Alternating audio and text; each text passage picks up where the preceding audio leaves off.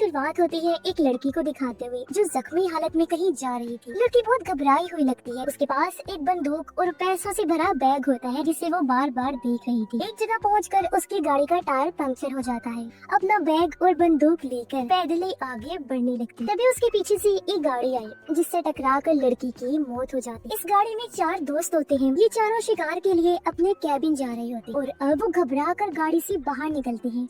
समझ नहीं पाते कि अब क्या करें। तभी पॉल की नजर पैसों वाले बैग पर पड़ती है। उसे देखकर वो अपने साथियों से कहता है कि हमारी जिंदगी बदलने वाली, क्योंकि वो सबसे ज्यादा लालची इंसान था। लेकिन बाकी तीनों दोस्त डरे हुए होते हैं क्योंकि उनके सामने एक लड़की की लाश पड़ी हुई है। जॉन उनसे कहता है कि हमें पैसे लेकर पुलिस के पास जाना चाहिए। इस पर पॉल कहता है कि पुलिस वाले ये पैसे अपने पास रख लेंगे और हमें कत्ल के केस में फंसा देंगे। क्या तुम यही चाहते हो? अब जॉन को ये सब ठीक नहीं लग रहा था, लेकिन बाकी दोनों भी पॉल का साथ देते हैं क्योंकि एक तो वो जेल नहीं जाना चाहती थी, दूसरा पैसों से अपनी जिंदगी बदलना चाहते हैं क्योंकि उनके दिल में भी लालच आ गया था। जॉन का दोस्त पॉल से पूछता है कि अब लाश का क्या करें?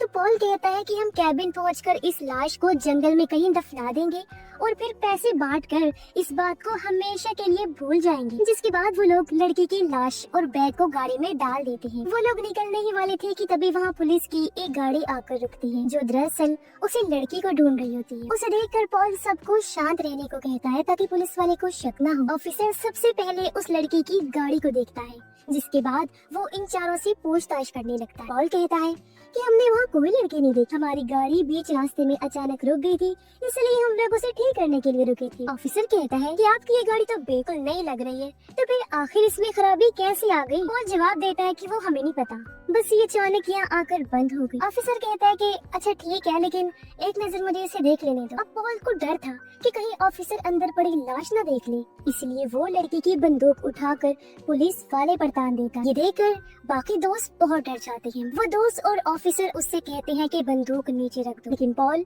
गोली चलाकर उस पुलिस वाले को भी मार देता है, जो देखकर पॉल के बाकी दोस्तों को यकीन नहीं होता कि उसने पुलिस वाले की ही जान ले ली। जो उनका दोस्त कहता है कि अब हमें आगे का सोचना चाहिए कि क्या करना है। पॉल कहता है कि हम इस ऑफिसर की लाश यहीं छोड़ देंगे ताकि पुलिस को लगे कि वो लड़की इस ऑफिसर को मारकर भाग गई है।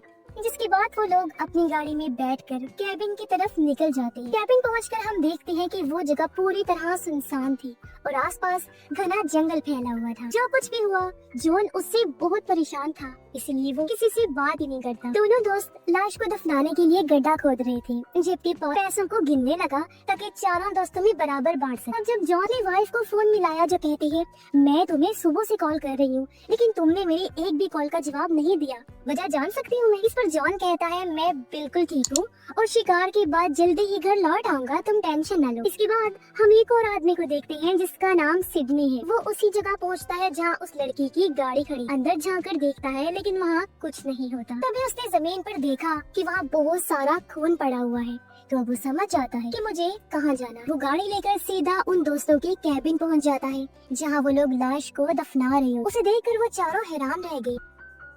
बोल उससे पूछता है तुम कौन हो? तो सिडनी कहता है कि तुम्हारे पास मेरा एक बैग है, मैं उसे लेने आया, मुझे वो दे दो और मैं तुम चारों को जाने दूंगा। अब उन्हें समझ नहीं आता कि आखिर सिडनी यहाँ कैसे पहुँचा। बोल उस पर बंदूक तान देता है और अपने दोस्त को कहता है कि उसकी तलाशी लो, लेकिन उसके पास कोई हथियार वगैरह नहीं होता। वो एक बार फिर उनसे कहता है कि मुझे मेरा बैग लौटा दो और मैं यहाँ से चला जाऊंगा। पॉल पूछता है तुम यहाँ कैसे पहुँची? क्या किसी और को भी हमारे बारे में पता है? तो सिडनी कहता है कि किसी और का तो मुझे पता नहीं, लेकिन मैं तुम्हारे बारे में सब कुछ जानता हूँ, बल्कि बहुत सी ऐसी बातें भी हैं जो तुम्हारे अलावा मुझे पता है, इसीलिए मैं तुम्हें ये मशवरा दे रहा हूँ कि मेरा बैग मुझे लौटा दो और मैं चुपचाप यहाँ से चला जाऊँ। अब उन्हें समझ नहीं आता कि वो इतना शांत कैसे है, ना गुस्सा कर रहा है और ना ही उन्हें कुछ कह रहा है। तभी उन्हें जंगल से कुछ आवाजें सुनाई दी और उन्हें लगता है कि शायद सिडनी के आदमी उन पर निशाना लगाए बैठे, इसलिए जॉन और उसका दोस्त बंदूक लेकर जंगल की तरफ देखने जाते हैं। पॉल सिडनी से पूछता है जंगल में तुम्हारे कितने आदमी हैं?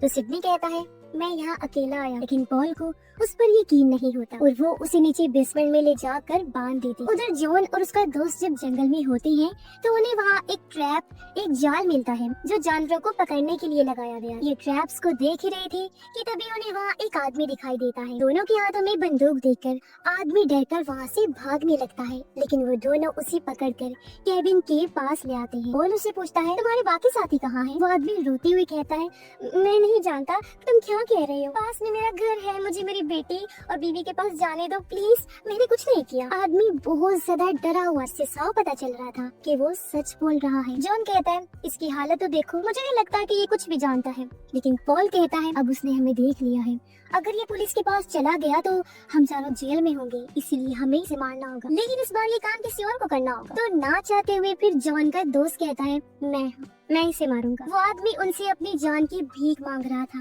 और ये देखकर जॉन का दोस्त उस पर गोली नहीं चला पाया। लेकिन तभी पॉल उस पर बंदूक तान कर उसे गोली चलाने के लिए मजबूर कर देता है। तो मजबूरी में जॉन का दोस्त उस पर गोली चला देता है, जिससे उस आदमी की वही मौत हो जाती है। अब जॉन का दोस्त कुछ वक्त के लिए सदमे में चला गया क्योंकि उसने एक इंसान की जान ले ली। अब जॉन लाशों को ठिकाने लगाने में लग गया। वही पॉल सिडनी के पास आता है। सिडनी उसे कहता है तुमने एक बेगुनाह इंसान को मार डाला जबकि तुम जानते थे कि वो बेकसूर था। अब तुम्हें इंसानों का शिकार करने में खुशी मिलने लगी है। तुम ये सब खुद को बचाने के लिए नहीं कर रही, बल्कि तुम्हें इस सब की आदत होने लगी, जैसे कोई नशा लगता है। सिडनी की ये बातें सुनकर पॉल हैरान रह जाता है। अब जब जॉन अंदर आता है तो सिडनी फिर उन लोगों से कहता है मैं तुम सबको आखिरी बार कह रहा हूँ, मेरे पैसे मुझे वापस दे दो और मैं यहाँ से चला जाऊंगा। ये सुन पॉल का दोस्त कहता है अगर हम पैसों में से एक हिस्सा इसे भी दे दें तो मेरे ख्याल से कोई मसला नहीं होना चाहिए इसमें। लेकिन पॉल इसके लिए नहीं मानता, जिस पर सिडनी भी कहता है मुझे कोई हिस्सा नहीं चाहिए, या तो मैं यहाँ से सब कुछ लेकर जाऊंगा या फिर कुछ भी नहीं। ये सुनकर पॉल उसके सर पर बंदूक तान देता है। सिडनी फिर शांत रहा और बड़े धीमे लहजे में कहता है तुम मुझे नहीं मार सकते, और हाँ क्यों ना तुम अपने दोस्तों को कैलिफोर्निया वाली बात बता दो। ये सुन पॉल पूरी तरह से चौंक जाता है। सिडनी से पूछता है तुम ये सब कैसे जानते हो। तब जॉन भी उससे पूछता है आखिर कैलिफोर्निया में क्या हुआ। अब पहले तो पॉल बात को टाल देता है, लेकिन फिर वो बताता है कि पिछले साल जब मैं कैलिफोर्निया एक बिजनेस ट्रिप पर गया था तो वहाँ मेरी मुलाकात एक लड़की से हुई। वो अपनी मर्जी से मेरे साथ आई, लेकिन अगली सुबह वो मुझे धमकाने लगी कि अगर मैंने उसकी मांगी हुई रकम उसे नहीं दी तो वो पुलिस को जाकर बता देगी कि मैंने उसके साथ जबरदस्ती की। काफी देर बहस के बाद गुस्से में आकर पॉल ने उस लड़की को मार डाला, फिर उसकी लाश को काट कर ठिकाने लगा दिया। यानी पॉल पहले भी एक कत्ल कर चुका था। ये सुनकर उसके दोस्तों को यकीन नहीं होता कि ये ऐसे भी कर सकता है। तो पॉल उनसे कहता है मैं डर गया और मैंने वो सब कुछ अपनी जान बचाने के लिए ही किया। अब इस बीच हम जॉन के दोस्त को देखते हैं जो बहुत गुस्से में था। वो बेसमेंट में आकर पॉल पर बंदूक तान देता है और कहने लगा कि तुम्हारी वजह से मैंने एक आदमी को मार डाला और मुझे इस बात का पछतावा हो रहा है। तो पॉल उसे याद दिलाता है कि उसे मारने के लिए तुम खुद ही आगे आए। जो सुनकर जॉन का दोस्त काफी दंग रह गया और इस मौके का फायदा उठाकर पॉल उससे बंदूक छीन लेता है और उसी पर तान कर उसे मारता पीटता है। पॉल का दोस्त और जॉन उसे रोकने की कोशिश करते हैं, लेकिन जब वो नहीं रुकता तो पॉल का दोस्त उसके सर पर बंदूक मार कर उसे बेहोश कर देता है। पॉल को जब होश आया तो वो खुद को सिडनी के साथ बेसमेंट में पाता है। उधर ऊपर पॉल का दोस्त और जॉन पैसों को लेकर बात कर रहे होते हैं। जॉन कहता है हम इन पैसों को जंगल में कहीं छुपा देंगे जब तक कोई हल नहीं निकलता, क्योंकि जब से ये बैग हमारी जिंदगी में आया है हम अपनी इंसानियत खो चुके हैं। बेसमेंट में सिडनी पॉल को भड़काता है कि तुम्हारा दोस्त पैसे लेकर चला गया है, लगता है वो तुम्हें अपने प्लान में शामिल नहीं करेगा। तब पॉल गुस्से में जॉन के पीछे भागता है, लेकिन तभी जॉन का दोस्त उस पर गोली चला देता है जिससे वो वहीं गिर गया। अब उन्हें लगता है कि शायद से पॉल मर गया है, इसीलिए जॉन का दोस्त बेसमेंट में जाकर रोने लगता है। तब सिडनी कहता है अब रोने का क्या फायदा, कोई फायदा नहीं है। तुम उस आदमी को मारना नहीं चाहते थे, फिर भी तुमने उसे मार दिया और अब तुमने अपने दोस्त पर ही गोली चला दी। क्या तुम्हें लगता है कि रोने से ये तुम्हारा जुर्म खत्म हो जाएगा। दूसरी तरफ हम जॉन को देखते हैं। उसी जंगल में एक खोखला पेड़ नजर आया और वो उस बैग को उसके अंदर छुपा देता है। कुछ देर बाद जब पॉल की आँख खुली तो वो जल्दी से एक पेड़ के पीछे छुप जाता है। असल में गोली उसके कंधे पर लगी थी और वो बच गया था और अब वो समझ गया था कि मेरे दोस्त मेरे खिलाफ हो चुके हैं। इधर सिडनी पॉल के दोस्त से पूछता है क्या तुम जॉन पर भरोसा करते हो। इस पर वो जवाब देता है कि हाँ मुझे जॉन पर यकीन है। सिडनी कहता है तुम ये पैसे लेकर अपनी जिंदगी संवारने का सोच रही हो, है ना, लेकिन मैं तुम्हें बता दूं इन पैसों ने आज तक किसी का भला नहीं किया। इस पर पॉल का दोस्त उसे चुप रहने को कहता है। सिडनी ने फिर कहा कि मुझे मेरे पैसे दे दो और मैं तुम्हें जिंदा जाने दूंगा, लेकिन वो दोस्त उसकी बात को नहीं समझ पाता। अब जब जॉन कैबिन वापस लौट रहा था तो पॉल उसके सामने आकर उस पर बंदूक तान देता है और कहता है मुझे बैग तक ले जाओ वरना मैं तुम्हें गोली मार दूंगा। जॉन अपनी बंदूक फेंक देता है। उसने कहा मैं बहुत थक गया हूँ इस सब से।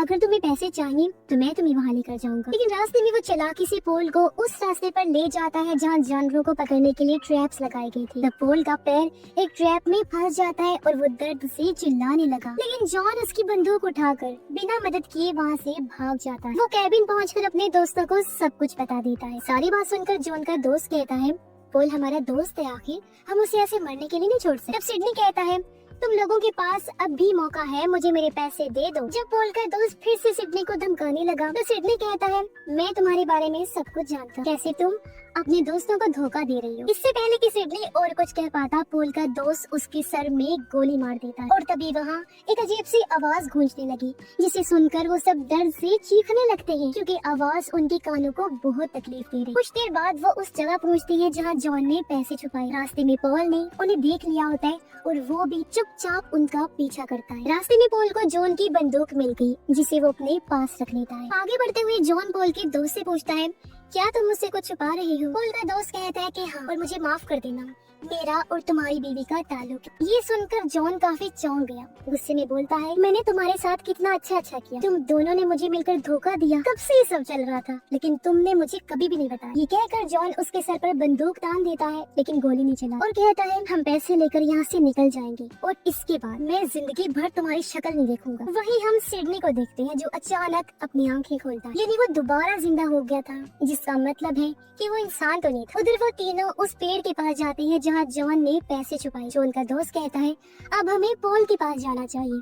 तब इस पर पॉल के दोस्त ने कहा, पॉल को भूल जाओ, वो अब तक शायद मर चुका होगा। इतना कहते ही पॉल उसे गोली मार देता है और वही उसकी मौत हो जाती है क्योंकि वो चुपचाप उन पर नजर रखे हुए था। ये देखकर जॉन और उसका दोस्त पेड़ के पीछे जाकर छुप जाते हैं। तब जॉन का दोस्त पॉल से कहता है, तुम हमारे दोस्त हो, हम तुम्हें लेने ही आ रही थी, मैं अपनी बंदूक फेंक कर बाहर आ रहा हूँ, तुम भी अपनी बंदूक फेंक दो। इस पर पॉल कहता है, पहले तुम बाहर आओ। हालांकि जॉन उसे ऐसा करने से मना करता है, लेकिन जॉन का दोस्त पॉल पर भरोसा करके बाहर आ जाता है। उसके हाथ में बैग भी था, लेकिन तभी जॉन का दोस्त पॉल के पीछे से सिडनी को देख लेता है और उसे देखकर वो दंग रह गया। उसके हाथ से बैग गिर जाता है। वो सोचता है कि ये जिंदा कैसे है। पॉल कुछ समझ नहीं पाता और इसी उलझन में वो जॉन के दोस्त को गोली मार देता है, यानी कि अब सिर्फ पॉल और जॉन ही जिंदा बचे थे। इसी बीच सिडनी जॉन के दोस्त को घसीटकर एक पेड़ के पास ले आता है। फिर वो एक इंजेक्शन से उसका खून निकालने लगता है ताकि खुद को फीड कर सके, खुद को दे सके। और यहाँ से हमें पता चलता है कि असल में सिडनी एक वैम्पायर है। जॉन का दोस्त अपनी आखिरी सांस से गिन रहा था कि तभी सिडनी उसे कहता है, तुम इंसान कुत्तों की तरह हो, जैसे कुत्तों को मांस का टुकड़ा दे दो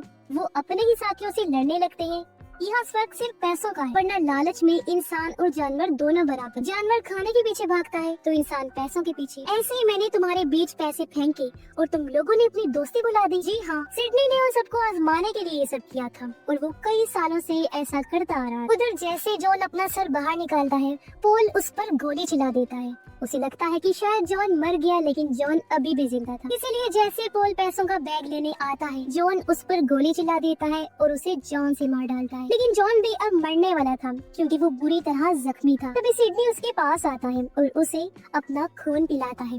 वो कहता है, ये तुम्हारे लिए एक तोहफा है मेरी तरफ से, इससे तुम इमोर्टल यानी कि अमर हो जाओगे और कभी भी नहीं मरोगे। तुम इंसान बहुत लालची होते हो जो अपने फायदे के लिए कुछ भी कर सकते हो और अब मैं तुम्हें एक नई जिंदगी दे रहा हूँ। ये कहकर वो पैसों से भरा हुआ बैग और बंदूक लेकर वहाँ से चला जाता है। सुबह वो उस बैग को उस लड़की की गाड़ी में रख देता है। थोड़ी देर बाद हम उस लड़की को गाड़ी की तरफ आते हुए देखते हैं, यानी वो जिंदा थी, उस दिन मरी नहीं थी, जिससे हम समझ जाते हैं कि वो भी इमोर्टल ही। वो लड़की बैग लेकर फिर से अपना काम शुरू कर देती है जो वो सिडनी के साथ मिलकर इतने सालों से करती आ रही, यानी इंसानों को आजमाना और उनका शिकार करके अपने पीने के लिए खून जमा करना। अब हम एक जगह पर दो और लोगों को देखते हैं जो पैसों से भरा बैग देखकर हैरान हो जाते हैं और उनके मन में भी लालच जाग उठता है। इससे हम समझ जाते हैं कि अब वही लोग सिडनी के अगले शिकार बनने वाले। फिर हम जॉन को भी देखते हैं जो जिंदा था। जाहिर है वो भी सिडनी का खून पीने से वैम्पायर बन चुका था और इमोर्टल हो गया था और सिडनी के साथ उसकी इस मिशन में शामिल हो गया था। इस फिल्म की कहानी यहीं पर खत्म हो जाती है।